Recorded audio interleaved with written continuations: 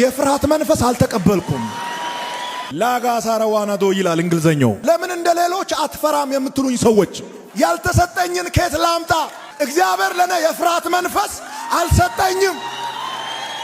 ፍርሃት እኔን ሊያስፈራራኝ አይችልም። በዓለም ካለው ይልቅ በእናንተ ውስጥ ያለው ታላቅ ነውና ተብለናል።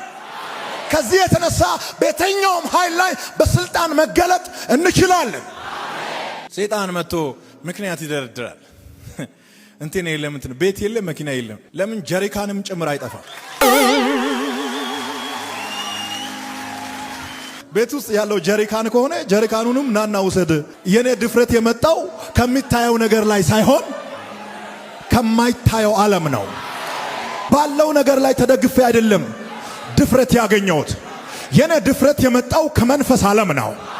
እኔ ካንተ ጋር ነኝና አትፍራ የሚል ቃል በላይ ላይ ስለታተመ ነው።